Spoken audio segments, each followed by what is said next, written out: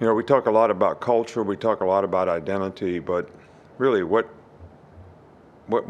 makes you sort of motivated? What creates an identity for all of us? We all strive for, self-respect.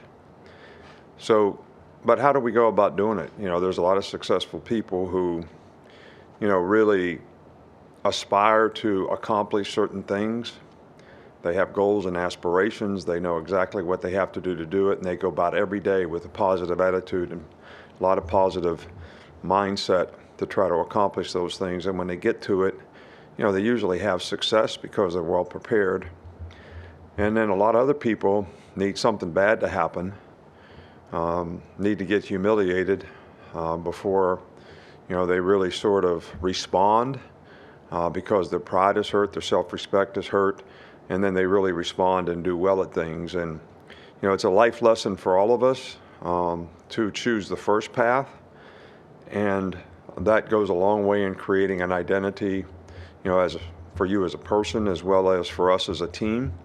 And that's certainly what we're trying to strive for, to finish this season, to play in this game for what we want to accomplish, what we want to do, reestablish the identity that we want in Alabama football. And, that's what we're going to, try to finish and do. And it'll be interesting to see, how players choose to do that. So, I told the players earlier in the week, I said, nobody should be able to come to practice and watch practice and be able to know who we're playing this week. If you're really motivated to do things the right way and you want to go play well, regardless, then nobody would be able to come here and know that who we're playing, because it's how you go about your work, it's what you do, and I think that's the culture that we're trying to create and what we're trying to get our players to understand and try to do. So, and they, I think a lot of them do it well. Some of them are learning lessons on how to do it well. Start with Chase. Austin Peay has a defensive back named Trey Stover, whose father, Nikita Stover, was on your first two teams here. Is it a surreal feeling for you when you come across some second-generation players whose fathers you coached? Yeah, but that started a long time ago. I coached Mark Ingram's dad. Yeah, it is. But it also makes me aware of how long I've been doing it. But in a good way, in a good way. So yeah, it does. But I actually didn't know that. I knew the name of the player, but I never made the association. Appreciate you telling me that. Going to the side of the mic. Just where do Jahmyr Gibbs and Eli Rick stand with their injuries coming out of the game? Well, we'll see. They're kind of day to day in terms of how they're doing and what they're doing, and we won't be able to make that determination until closer to the game. Come over here to Charlie. You talked about Kendrick Law a lot after the game, but how has that whole freshman class of receivers kind of made progress this season? I think the freshman receivers are a very talented group, and I think there have been times when, each one of them have made really, really good plays. I think the biggest thing is with young players is that consistency in performance. They're not used to the grind of, this kind of competition over this long a period of time, and that comes with experience. It comes with maturity. But I'm very encouraged by, that entire, class. Emmanuel Henderson has done really, really well too. He's starting to really blossom on special teams. He knows what he's doing at receiver now. He's very explosive. So, and you've seen, it's like all the other freshmen have played to some degree. A couple other guys that are talented guys like Aaron Anderson has been hurt. He's finally healthy, and you can see, what his potential might be. But it's kind of late in the season to try to, get these guys, involved in what's happening. But I'm very encouraged about that group. We'll stay up here with Nick. Pete Golding is your guys' Broyles Award nominee. What stands out about the job that he's done this season for you guys? Yeah, I think Pete has done a really, really good job. He's very bright. He articulates well with the players. He's a good teacher.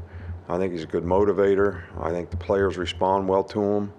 And, he's added some things that has helped us get better. I think, he's done a very good job with the personnel that we have.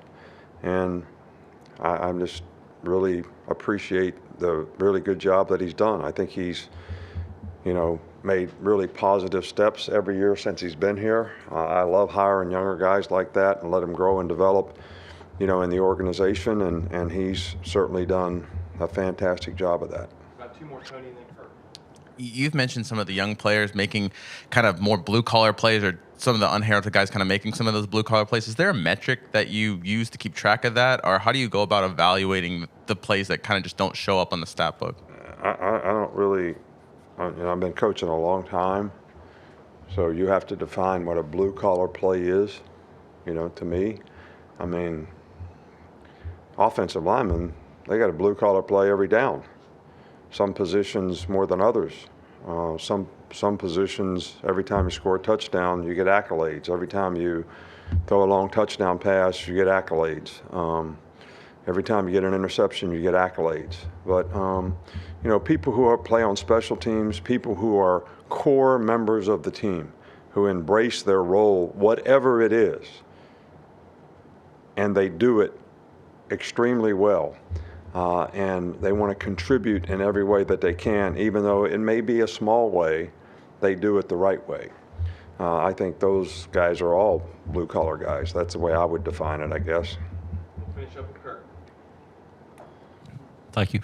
Coach, we're all aware of the technique, I guess, of defensive spy, and I wonder if that's something that's pretty common against your team with a mobile quarterback, or if it's just 4 quarterbacks, and if there are pluses and minuses to the spy technique. I guess most teams have it in their book anyway.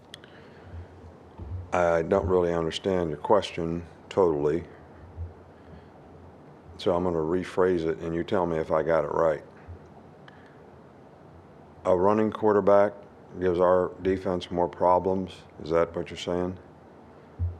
Well, I was really talking about it from the other end for the most part. A spy, what kind of an athlete does it take to spy, and is it usually on the quarterback, a mobile quarterback? And Right. what are there pluses and minuses to using that technique? Well, I think when obviously you have a spy, you can rush 3 guys and have a spy, you can rush 4 guys and have a spy. That means you got 5 guys committed to the rush, or you got 4 guys committed to the rush.